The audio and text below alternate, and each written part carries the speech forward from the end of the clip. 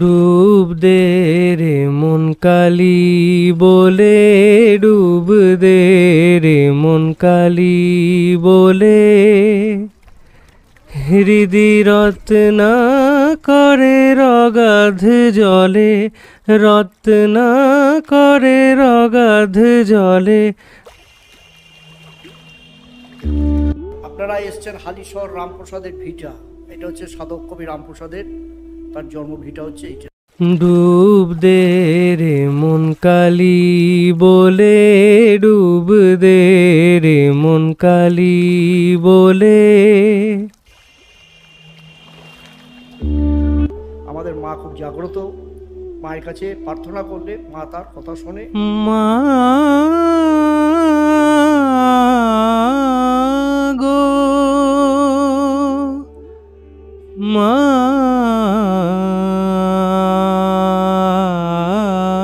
গো, সময় তো থাকবে না গো মা। বিচালিত ভাবে কেউ যদি আসে তাকে মা তার শাস্তি তাকে দিয়ে দেয়।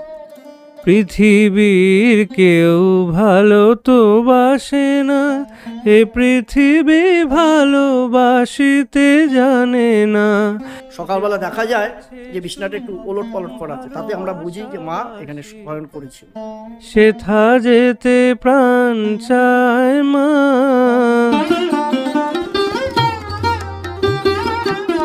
ফ্রেন্ডস নমস্কার, আমি সুকান্ত। এটা হচ্ছে রামপ্রসাদের ভিটে বাড়ি, ঠিক আছে? এটা মন্দির না, মন্দির থাকলে চূড়ো থাকতো।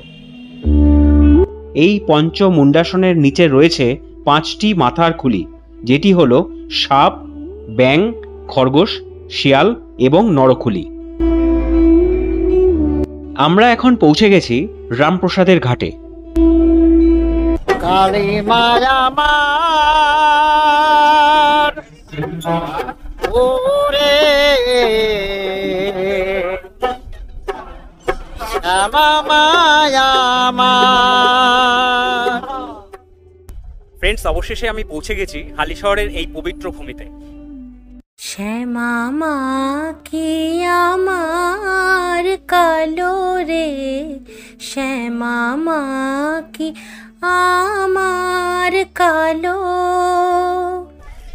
ফ্রেন্ডস, আপনাদের সবার কাছে অনুরোধ আমার এই ভিডিওটি স্কিপ না করে শেষ অবধি দেখার জন্য, এবং আপনাদের যদি ভিডিওটি ভালো লাগে তবে একটা লাইক শেয়ার করে আমার এই ইউটিউব চ্যানেলটা সাবস্ক্রাইব করে নেবেন, কারণ আপনাদের সাবস্ক্রিপশন আমাকে ভীষণ মোটিভেট করে এই ধরনের ভিডিও বানানোর জন্য। তো চলুন শুরু করা যাক আজকের এই ইউটিউব ভিডিওটি।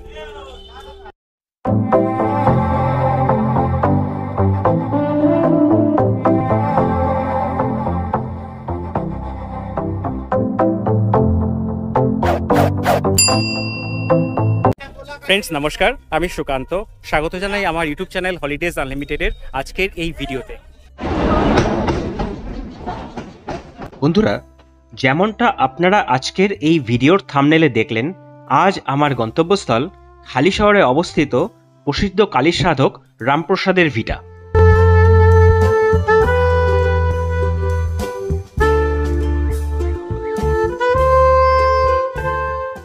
আমার আজকের এই ট্রেন জার্নিতে আমি পেয়ে গিয়েছিলাম এই বয়স্ক ভদ্রলোককে, যিনি অত্যন্ত সাবলীলভাবে গেয়ে চলেছেন কালীমায়ের গান।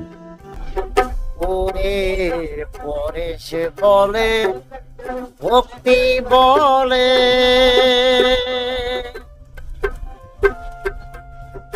ওরে ডাকি কালী মা নয়ন চলে রে, কৃপা করো রে কালী মায়া মা, কালী মায়া মা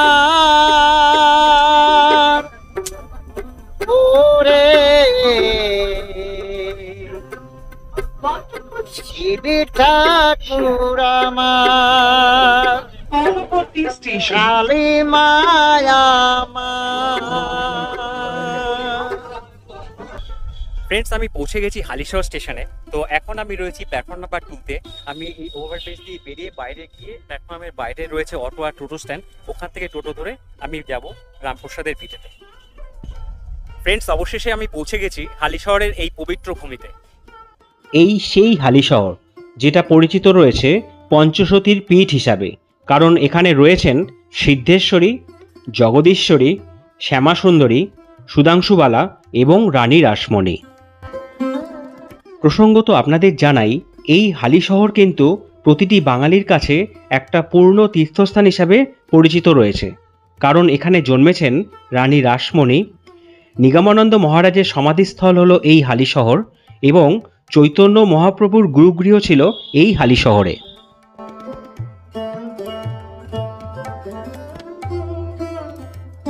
এই 1 নম্বর প্ল্যাটফর্মের স্টেশন থেকে বেরিয়েই বাইরেই রয়েছে অটো এবং টোটো স্ট্যান্ড। তো চলো দেখা যাক কে আমাদের জন্য ওয়েট করছে।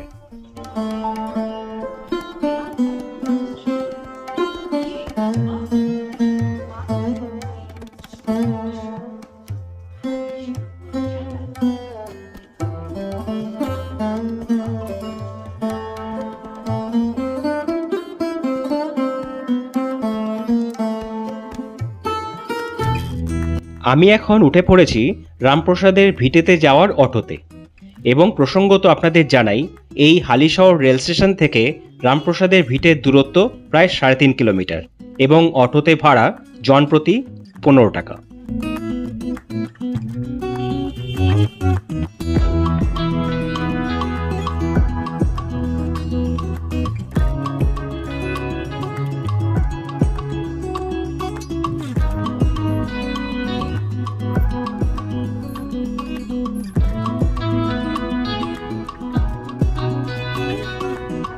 বন্ধুরা, আমি পৌঁছে গেছি আমার আজকের গন্তব্যস্থল এই রামপ্রসাদের ভিটাতে।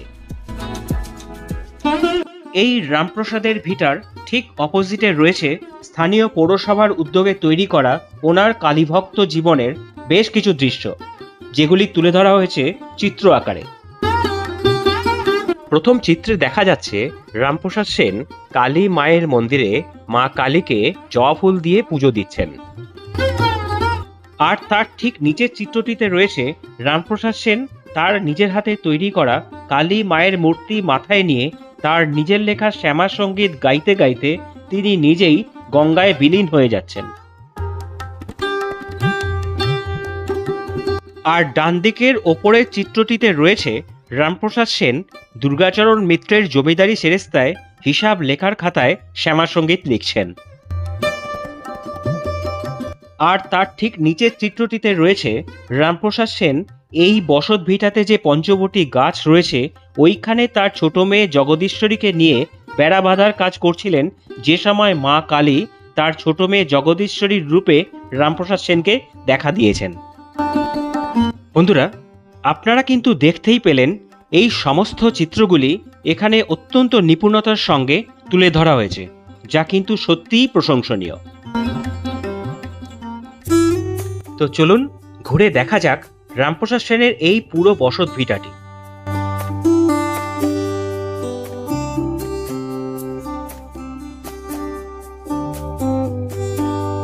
রামপ্রসাদ সেনের এই বসত ভিটাতে প্রবেশ করেই সামনে পড়বে একটি বটবৃক্ষ, যার শিকড় মাটি থেকে ওঠেনি।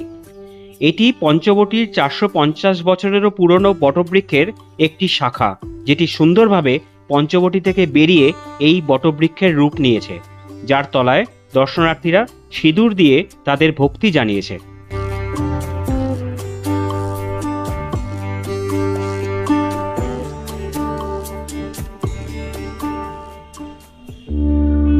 তো চলুন আপনাদেরকে নিয়ে প্রবেশ করা যাক এই রামপ্রসাদের ভিটার গর্ভগৃহে, যেখানে রয়েছে রামপ্রসাদ সেনের শয়নকক্ষ, আর তার ঠিক পাশেই রয়েছেন মা জগদীশ্বরীর একটি সুন্দর সুসজ্জিত মূর্তি।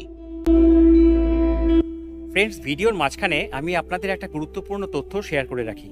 এই পুরো মন্দির প্রাঙ্গণের মধ্যে যে মেন নাট মন্দির আছে এবং যে প্রতিমা বিগ্রহ আছে, কালী মায়ের যে বিগ্রহ আছে, সেখানে কিন্তু ফটোগ্রাফি স্ট্রিক্টলি প্রহিবিটেড।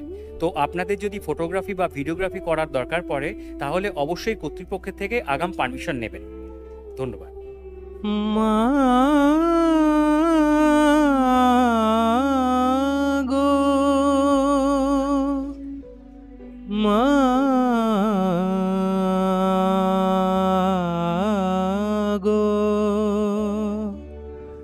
সময় তো থাকবে না গো মা, কেবল মাত্র কথা রবে মা।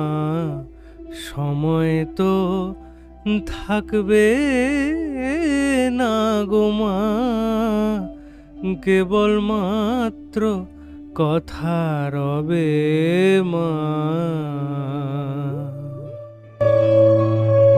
বন্ধুরা, আজকে আমরা পেয়ে গেছিলাম এখানকার প্রধান পুরোহিত মশাইকে। তো চলুন ওনার থেকে জেনে নেই এই রামপ্রসাদের ভিটার বেশ কিছু গুরুত্বপূর্ণ তথ্য এবং এখানকার কালী প্রতিমার অনেক অজানা কথা। আপনারা এসছেন হালিশহর রামপ্রসাদের ভিটা। এটা হচ্ছে সাধক কবি রামপ্রসাদের, তার জন্ম ভিটা হচ্ছে এইটা। আমি যেখানে দাঁড়িয়ে আছি এটাই তার ঘর, এটাই তার বাড়ি। আর যে পুজো মণ্ডপ মাকে দেখছেন এটাই তার পুজো স্থান।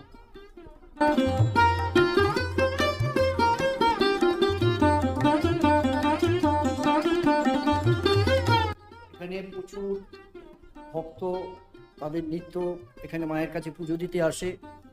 দূর দূরান্ত থেকে এখানে মায়ের কাছে আসে, মায়ের কাছে তারা প্রার্থনা করে। আমাদের মা খুব জাগ্রত, মায়ের কাছে প্রার্থনা করলে মা তার কথা শোনে। বিচালিত ভাবে কেউ যদি আসে তাকে মা তার শাস্তি তাকে দিয়ে দেয়। এই হচ্ছে মায়ের প্রধান জিনিস। আমাদের মায়ের নাম জগদীশ্বরী। সাধক কবি রামপ্রসাদের সেনের মেয়ের নামে নামকরণ হয়েছে জগদীশ্বরী। সেই জগদীশ্বরী নামেই এখানে পুজো হয়। প্রত্যেক শনি মঙ্গলবার প্রচুর ভক্তর এখানে আগমন হয়, তারা আসে দূর দূরান্ত থেকে মায়ের কাছে পুজো দিতে।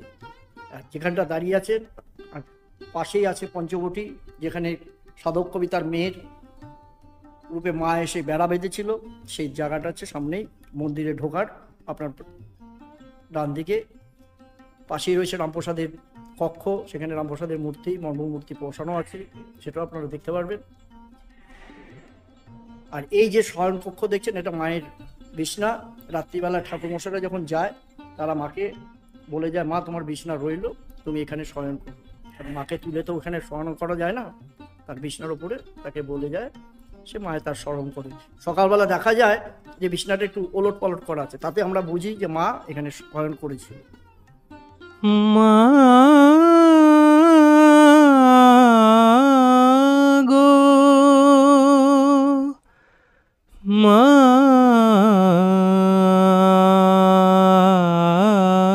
গো,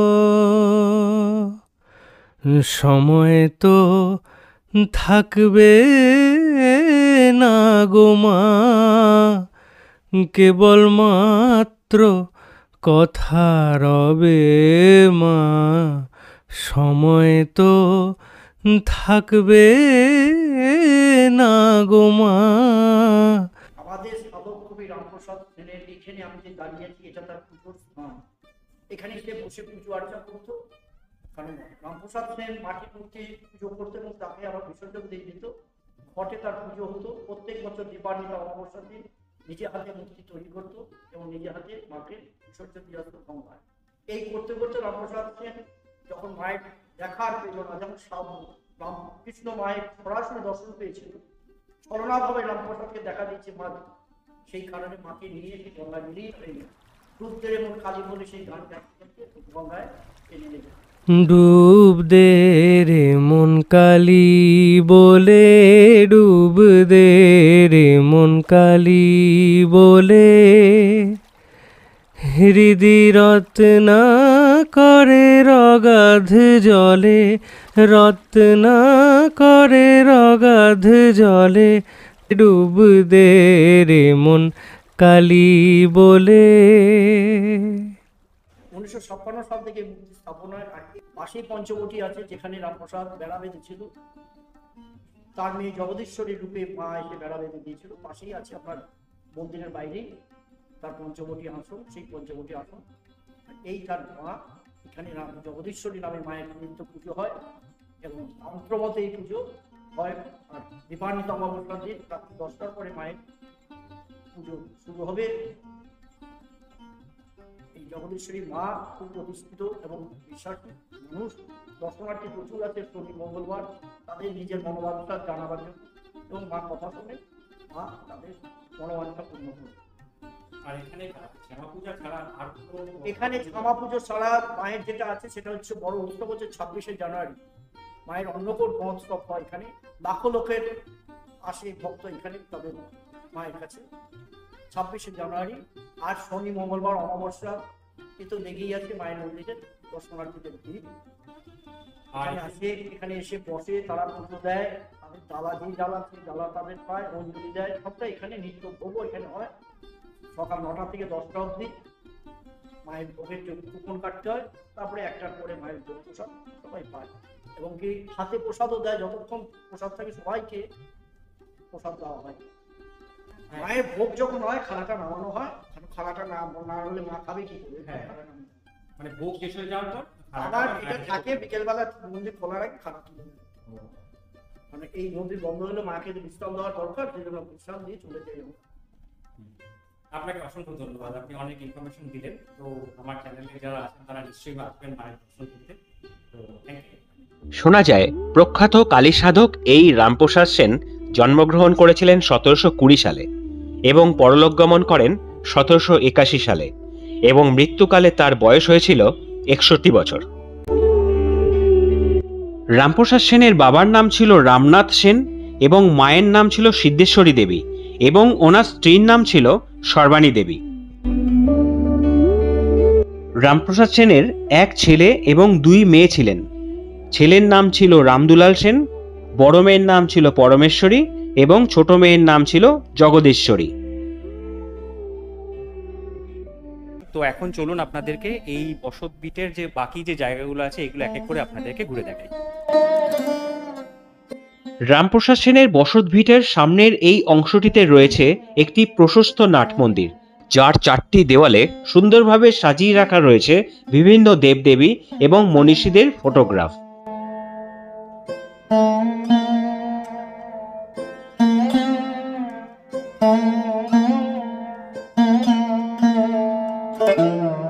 রামপ্রসাদের ভিটেতে প্রতিটি দর্শনার্থীদের জন্য রয়েছে ভোগ প্রসাদের বিশেষ ব্যবস্থা এবং আপনারা যদি এই ভোগ প্রসাদ সংগ্রহ করতে চান তাহলে অবশ্যই সকাল 9টা থেকে 10টার মধ্যে এই মন্দির প্রাঙ্গণে এসে আপনাদের ভোগ প্রসাদের জন্য 60 টাকা দিয়ে কুপন সংগ্রহ করতে হবে। তবে আপনারা চাইলে এই ভোগ প্রসাদের কুপনের জন্য এই ধরনের পূজা সামগ্রীর ডালার দোকানেও একদিন আগে ফোনের মাধ্যমে যোগাযোগ করতে পারেন, যারা আপনাদের বিহাফে এই ধরনের কুপন সংগ্রহ করে রাখতে পারবেন। বন্ধুরা, আপনারা সামনের যে এই ঘরগুলো দেখতে পাচ্ছেন এটিই হচ্ছে প্রসাদ কক্ষ, যেখানে আপনারা বসে ভোগ প্রসাদ খেতে পারবেন। এই রামপ্রসাদের ভিটেতে রয়েছে দর্শনার্থীদের জন্য একটি বিশেষ বিজ্ঞপ্তি, যেটা আমি আমার ভিডিওতে শেয়ার করে দিলাম। আপনারা চাইলে এটিকে পজ করে পড়ে নিতে পারেন। রামপ্রসাদের ভিটার ঠিক সামনেই রয়েছে এই পবিত্র পঞ্চবটি। এই পঞ্চবটি হলো 5টি গাছ, যেগুলি হলো বট, বেল, আমলকি, অশোক এবং পিপল, যেটা তান্ত্রিক মতে অত্যন্ত পবিত্র বলে বিবেচিত। এই বটগাছের বয়স হলো আনুমানিক 450 বছর এবং এই বটগাছের তলা ছিল রামপ্রসাদ সেনের মাতৃসাধনের পীঠ। কথিত আছে এই বটগাছের নিচে রামপ্রসাদ সেন মায়ের সাধনা করেছিলেন এবং সিদ্ধিলাভ করেছিলেন। এই বটগাছের নিচেই রয়েছে পঞ্চমুণ্ডাসন, যার ওপরে বসে রামপ্রসাদ সেন করতেন তন্ত্র সাধনা এবং শোনা যায় এই পঞ্চমুণ্ডাসনের নিচে রয়েছে 5টি মাথার খুলি, যেটি হলো সাপ, ব্যাং, খরগোশ, শিয়াল এবং নরখুলি। রামপ্রসাদ সেনের বসত ভিটার ঠিক বাদিকেই রয়েছে রামপ্রসাদ সেনের ধ্যান কক্ষ। তো চলুন ঘুরে দেখে নেওয়া যাক রামপ্রসাদ সেনের এই ধ্যান কক্ষটি।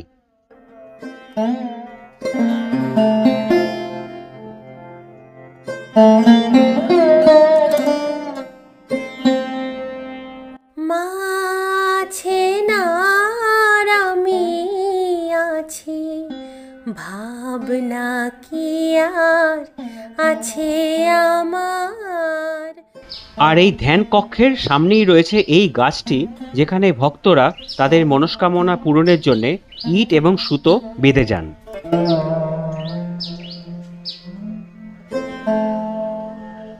রামপ্রসাদের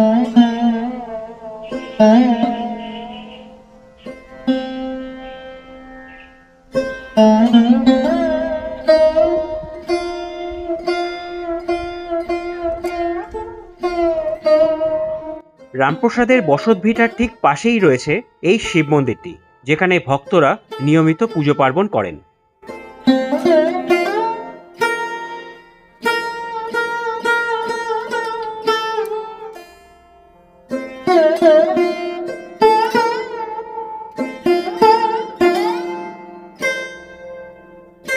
রামপ্রসাদ সেনের বসতভিটার ঠিক পাশেই রয়েছে এই বাঁধানো পুকুরটি।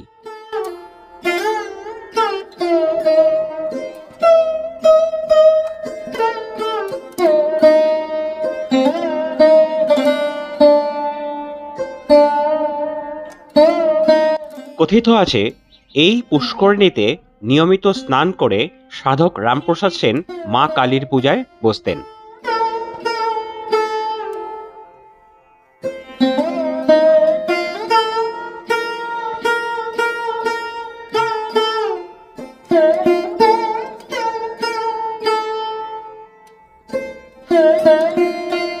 বন্ধুরা, এই রামপ্রসাদের ভিটের ঠিক অপোজিটেই রয়েছে এই ধরনের বেশ কয়েকটি পূজা সামগ্রীর দোকান, যেখান থেকে আপনারা পেয়ে যাবেন মাকে পুজো দেওয়ার জন্য ডালা, যেগুলির দাম শুরু হয় 21 টাকা, 51 টাকা, 101 টাকা প্রভৃতি।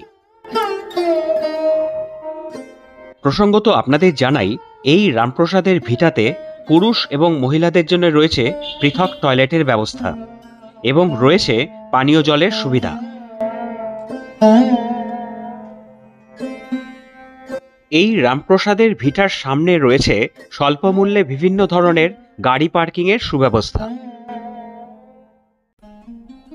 ফ্রেন্ডস, এই রামপ্রসাদের ভিটে দর্শন করার সময় আমার সাথে পরিচয় হয়ে গেল এখানকার একজন কর্মচারী তাপস মিত্রের সঙ্গে। তো চলুন ওনার সাথে একটু কথা বলে জেনে নেওয়া যাক এই বসত ভিটের কিছু ইতিহাসের কথা। হ্যাঁ তাপসবাবু, আপনি যদি আপনার একবার পরিচয়টা দিয়ে দেন। আমি এইখানেই থাকি মায়ের কাছে, ঠিক আছে। আমি এখানে রাত্রিবেলায় নাইট গার্ডের কাজ করি। এই পর্যন্ত আমার পরিচয়। যদি মন্দির সম্বন্ধে একটু বলেন, এই মন্দির বা বাড়ি যেটা আপনি বলেন রামপ্রসাদের, যদি একটু বলেন। এটা হচ্ছে রামপ্রসাদের ভিটে বাড়ি, ঠিক আছে। এটা মন্দির নয়। মন্দির থাকলে চূড়ো থাকতো, মানুষের যেরকম বাড়ি সেরকম আছে।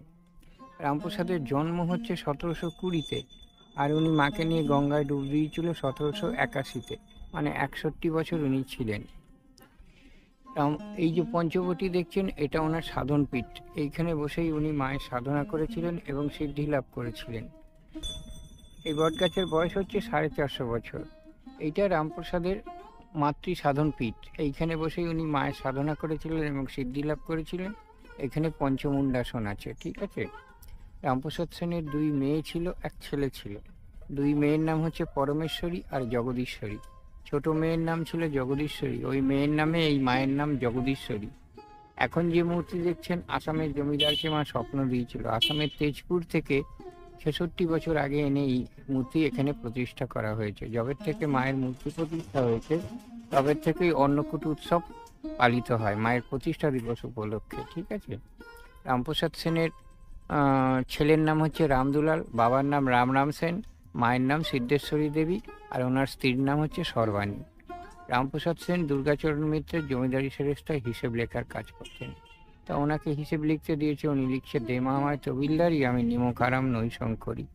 কাজ কি মা সামান্য ধনে, সামান্য ধন দিবে তারা, পড়ে রবে ঘরের কোণে। যদি দাও মা আমায় অভয়চরণ, রাখি হৃদি পদ্মাসনে। তখন মুনি বলছে, জমিদার মশাই আপনি এই পাগল ছাগল ধরে নিয়ে আসেন, ওকে হিসেব করতে দেওয়া হয়েছে, গান লিখে বসে আছে। তখন জমিদার ইয়েকে বলছে, মুনিবকে বলছে, তোমার কাজ তুমি করো আর ওর কাজ ওকে করতে দাও। তখন বললো, রামপ্রসাদ তুমি তোমার নিজের গৃহ হালি শহরে চলে যাও, ওইখানে বসেই তুমি তোমার কাজ সমাধান করো। তোমার যে মাসিক বেতন 30 টাকা, তুমি হালি শহরে বসেই পাবে, কষ্ট করে কলকাতা অবধি আসতে হবে না। এছাড়াও রাজা কৃষ্ণচন্দ্র, কৃষ্ণনগরের যে জমিদার, ওই রামপ্রসাদ সেনকে এইখানে হালি শহরে 31 একর জমি দিয়েছিল। পূর্ব বাংলার লোকেরা সব দখল করে এখন এইটুকুনি আছে। আর রামপ্রসাদের মূল বাণী হচ্ছে, জাঁকজমকে করলে পূজা অহংকার হয় মনে মনে, আর লুকিয়ে মাকে করিস পূজা, জানবে না কো জগৎ জনে। রামপ্রসাদ সেন যখন রামপ্রসাদ ঘাটে বসে গান করছে, তখন বাংলার শেষ স্বাধীন নবাব সিরাজদৌল্লা ওর দাদু আলীবর্দী খান নৌকো নিয়ে যাচ্ছিল গঙ্গা দিয়ে। এবার গান শুনে নৌকো ভিড়িয়েছে রামপ্রসাদ ঘাটে। বলছে, রামপ্রসাদ আমি ঘুরতে যাচ্ছি, যাবি আমার সঙ্গে? বলে, চল যাব। এবার নৌকোয় উঠে গান গাইতে গাইতে যাচ্ছে। যখন শ্যামনগরে গেছে, শ্যামনগরের মা ব্রহ্মময়ী বলছে, রামপ্রসাদ তোর গান আমাকে শুনিয়ে যা। তখন রামপ্রসাদ বলছে, মাগো এইখানে বসে শোনানোর মতন সময় আমার নেই, আমার গান তোমার যদি শুনতে ইচ্ছা করে তুমি ঘুরে শোনো। তখন মায়ের মুখ ছিল দক্ষিণে, ওই গান শোনার জন্যে ঘুরে হয়ে গেছে পশ্চিমে। ওটাকে বলে মূলাজোরের কালীবাড়ি, কারণ ওখানে বামাখ্যাপা প্রথম পৌষ মাসে মূল্য দিয়ে পুজো দিয়েছিল, তারপরে সব মন্দিরে মূল্য দিয়ে পুজো হয়, ওই জন্য ওটাকে মূলাজোরের কালীবাড়ি বলে। আর এই হালিশহর হচ্ছে পুণ্যতীর্থ। শুধু রামপ্রসাদ সেন না, এখানে রানী রাসমণিরও জন্ম। এছাড়াও নিগমানন্দ মহারাজের সমাধি এইখানে, ওনার জন্ম আসামে। এখানে অসমবঙ্গীয় দ্বিতীয় বৃহত্তম মঠ, ঠিক আছে। আর এছাড়াও চৈতন্য মহাপ্রভু গুরুগৃহ এই হালিশহরে। এছাড়াও এই যে হালিশহর হচ্ছে পঞ্চসতীর পীঠ। এখানে সিদ্ধেশ্বরী আছে, জগদীশ্বরী আছে, শ্যামাসুন্দরী আছে, সুধাংশুবালা আছে, রানী রাসমণি আছে। এই 5 জনকে নিয়ে পঞ্চসতীর পীঠ হচ্ছে হালিশহর। এই অবধি ঠিক। এর রামপ্রসাদের 116 বছর পরে হচ্ছে ঠাকুর রামকৃষ্ণ। রামকৃষ্ণর জন্ম হচ্ছে 1836-এ। উনি কল্পতরু হয়েছে 1885-তে, 50 বছর বয়সে। 1886-তে রামকৃষ্ণ মারা গেছে 51 বছর বয়সে। রামকৃষ্ণর পরে হচ্ছে সাধক বামাখ্যাপা। বামাখ্যাপার জন্ম হচ্ছে 1837-এ। এইখানে যেমন গাব গাছে পদ্মফুল ফুটেছিল, সেরকম তারাপীঠ মহাশ্মশানে শ্বেত শিমুল গাছ ছিল। ওই শ্বেত শিমুল গাছের নিচে মায়ের শিলামূর্তি, ব্রহ্মশিলা যেটা, ওটা রক্ষিত ছিল। ওটা ব্রহ্মার মানসপুত্র বশিষ্ঠ মুনি স্বপ্নে পেয়েছিল। বামাখ্যাপা ওই মূর্তি গর্ভগৃহে প্রতিষ্ঠা করেছিল। যখন প্রতিষ্ঠা করেছিল তখন চোখে ফেটটি বেড়ে তারপরে মায়ের মূর্তি প্রতিষ্ঠা করেছিল, কারণ ওটা মায়ের নগ্ন মূর্তি, সবাইকে দর্শন করতে নেই। শিবকে কোলে করে নিয়ে মা বুকের দুধ খাওয়াচ্ছে, ওইটাই তারা মায়ের অরিজিনাল মূর্তি। আর ক্যালেন্ডারে আপনারা যে মূর্তি দেখেন, 2টো ঢাকনা বসানো থাকে, একটা পিতলের একটা রূপোর, ওটাকে রাজবেশ বলে। বীরভূমের যে জমিদার ছিল তার নাম ছিল জয় দত্ত। জয় দত্ত যখন ছেলেকে নিয়ে বাণিজ্য করতে গেছে, বাণিজ্য করে যখন ফিরছে, তখন ওর ছেলেকে সর্পে দংশন করেছে। সর্পাঘাতে ছেলের মৃত্যু ঘটেছে। মৃত ছেলেকে নিয়ে যখন দ্বারকা নদীর মধ্যে দিয়ে ফিরছে, ওই মন্দিরের কাছে এসে নৌকো বন্ধ হয়ে গেছে, আর যাচ্ছে না। তখন নৌকো থেকে সবাই নেমে গিয়ে মন্দিরের পাশে যে পুকুরটা রয়েছে ওইখানে বসে রয়েছে। দেখছে এক ভদ্রমহিলা শোল মাছ পিস পিস করে কেটে নিয়ে সেই পুকুরের জলে ধুচ্ছে। ওই কাটা শোল মাছ জ্যান্ত হয়ে পুকুরের মধ্যে চলে গেল। তখন সবাই জমিদারকে বললো, আপনার ছেলেকেও পুকুরের মধ্যে ফেলে দেন। তখন জমিদার বলল, মৃত ছেলেকে ফেললে ও তো তলিয়ে যাবে, আর উঠবে না। বলল, মায়ের কৃপা থাকলে অবশ্যই উঠবে। তখন সবার কথা শুনে উনি ছেলেকেও জলের মধ্যে ফেলে দিল। 5 মিনিট বাদে ছেলে জ্যান্ত অবস্থায় মামা করে উঠে আসছে। তখন মা ওই জয়দত্তকে স্বপ্ন দিচ্ছে, তোর ছেলের জীবন আমি ফিরিয়ে দিলাম, তুই আমার গর্ভগৃহটা তৈরি করে দে। তখন বলছে জমিদার যে, মাগো এত পয়সা তো আমার কাছে নেই গর্ভগৃহ তৈরি করার মতন। বলে, তোর পয়সার চিন্তা করতে হবে না, তুই ওই শ্বেত শিমুল গাছের নিচে যা, ওখানে 8 ঘড়া মোহর আছে, 4 ঘড়ারই আমার মন্দির করবি, 4 ঘড়া তোর জমিদারের কাজে লাগাবি। ওই জন্যে তারাপীঠের যে মন্দির, তারা মায়ের নিচের থেকে অনেকটা উপরে আছে, কারণ ওখানে বিশাল গর্ত ছিল। ওই গর্ত বুঝে ওই মন্দির তৈরি করা হয়েছে। আর যেহেতু ওই পুকুরে জীবিত হয়েছিল, ওই জন্য পুকুরটার নাম জীবিত কুণ্ড। এই রামপ্রসাদের ভিটেতে মেন যে উৎসব হয়, কোন কোন সময় মেন উৎসবগুলো? ওই যে মেন উৎসব বললাম যে মায়ের প্রতিষ্ঠা দিবস উপলক্ষে 26শে জানুয়ারি অন্নকূট উৎসব। অন্নকূট উৎসব, হ্যাঁ, ওইটাই হচ্ছে সবচেয়ে বড় উৎসব এখানকার। ফ্রেন্ডস, তাপসবাবুর সঙ্গে কথা বলার পর আপনাদের কীরকম লাগলো, আপনাদের কী ধরনের অনুভূতি হলো, তা অবশ্যই আমাকে কমেন্টস করে জানাবেন। যে এই একজন কালী সাধকের কথা উনি যেভাবে সাবলীলভাবে বললেন, সেটা কিন্তু ভীষণ প্রশংসার যোগ্য। তো চলুন এখন আমি আপনাদেরকে নিয়ে যাব রামপ্রসাদের ঘাটে, যেখানে রামপ্রসাদ সেন তার নিজের তৈরি করা মায়ের মূর্তি মাথায় নিয়ে এই গঙ্গার মধ্যে বিলীন হয়ে গিয়েছিলেন।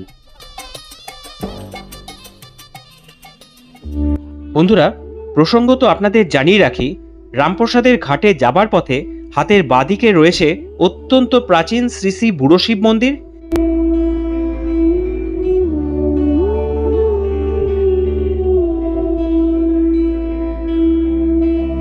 এবং হাতের ডান দিকে রয়েছে অত্যন্ত প্রাচীন 2টি শিব মন্দির।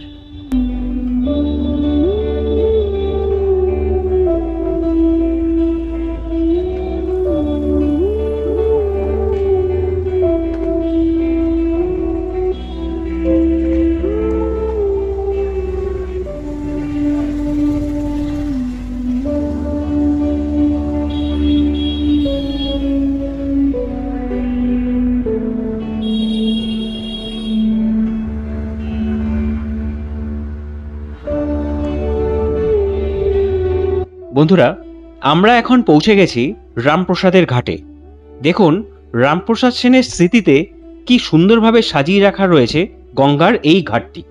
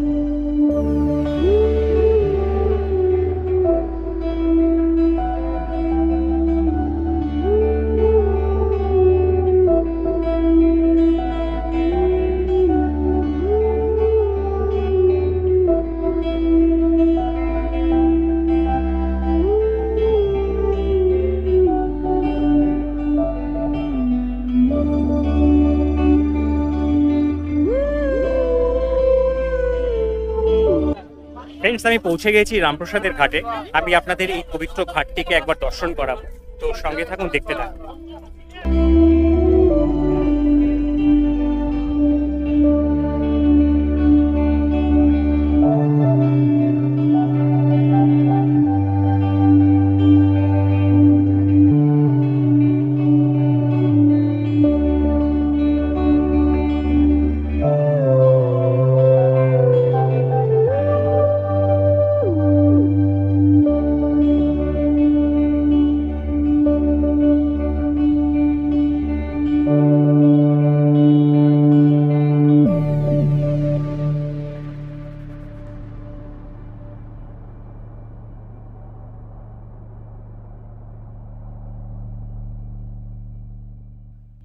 মা গো, মা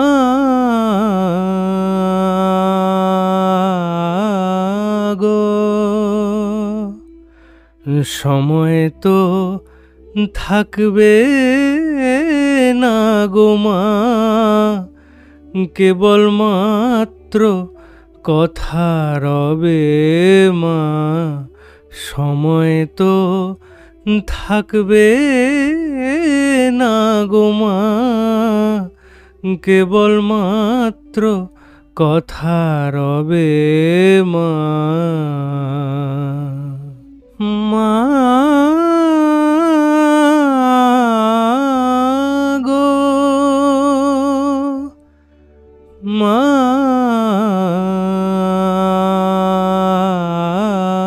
গো,